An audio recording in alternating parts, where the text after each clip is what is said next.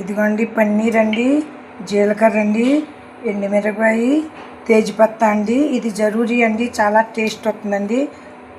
ఇదిగో కెమికల్ ఉన్నాయి కాబట్టి 2-3 సార్లు పప్పు కడుక్కున్నానండి. దీన్ని కిచిడి అంటారండి.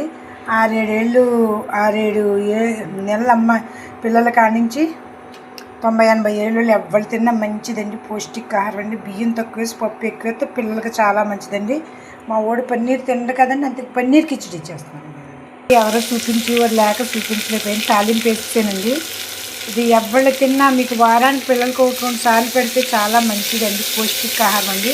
ఈ మధ్యలో ఇక్కడ కూడా కిచిడి అన్నారు. దీన్నే మాకు అక్కడ బీహార్ తరపు కిచిడి అంటారు దీన్ని, బంగాళ తరపు మహాభోగి చేస్తారండి దీన్ని దేవుడికి. పప్పులో కెమికల్ వేస్తారు కాబట్టి బాగా కడుక్కుని వేగించుకోవాలండి. నేనైతే ఒక్క ఎండుమిరపకాయ వేసానండి. ఎవరైనా ఎంత నీరసంగా ఉన్నోళ్ళైనా వారం రోజులు ఇది రోజు తింటే మటుకు లేచి నిలబడతారండి. ఈ కిచిడీలో అంత దమ్ము ఉంటుందండి. అంటే పప్పు ఎక్కువ కదండి, పెసరపప్పు, అది విటమిన్లు అన్నీ మంచిదండి, ప్రోటీన్ ఉంటుంది, విటమిన్లు అన్నీనండి. దానికి తోడు నేను పన్నీర్ వేసుకుంటున్నాను మా ఊడికండి, మా మనవడికండి పన్నీర్ కిచిడీ చేస్తున్నానండి. మా ఊడికి క్యారెట్ అంటే చాలా ఇష్టం అండి, అందుకని క్యారెట్ కూడా వేస్తే మంచిదనేసి కొంచెం క్యారెట్ కూడా వేస్తున్నానండి. ఇదిగో అండి పసుపు వేసానండి, జీలకర్ర అండి, జీర్ణశక్తి పెంచుతుందండి జీలకర్ర అండి. సింపుల్ అండి, అంతే అండి. ఇదిగోండి పన్నీర్ కూడా కొంచెం వేసుకుంటున్నామండి, బాగుంటుందండి. కద్దు కట్ చేసానండి.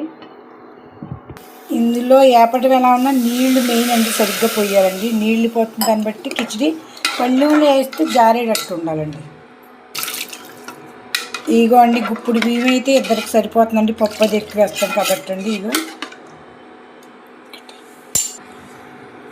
నీళ్ళు కొంచెం ఎక్కువే ఉండాలండి, అయితే గట్టిగా అయిపోతుంది. ఇదిగోండి ఉప్పు వేసుకుని మూత పెట్టుకుని కిచిడి 3-4 సీటీలు రానిచ్చామంటే బాగా ఉడికిపోతుంది. ఇదిగోండి బస్ అయిపోయింది. ఇదిగోండి ఆఖరిగా ఫైనల్గా మన కిచిడి అయితే తయారైందండి, చూసారు కదండి. ఇదిగోండి ఇలా తెడ్జారుగా ఉండాలండి. ఇదిగో తీసుకున్నామండి కొద్దిగానే.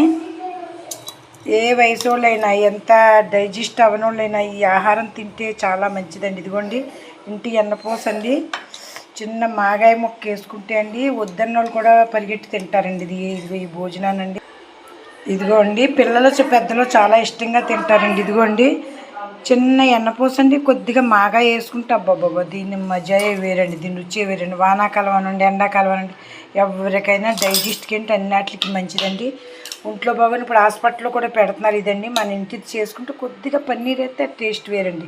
బంగాళదుంప కూడా కంపల్సరీ వేసుకుంటారండి బాసోళ్ళు అయితే. బంగాళదుంప అసలు మెయిన్ వేస్తారండి. నేను కావాలని మా మనోడికి పన్నీర్ వేసుకొని చేశానండి.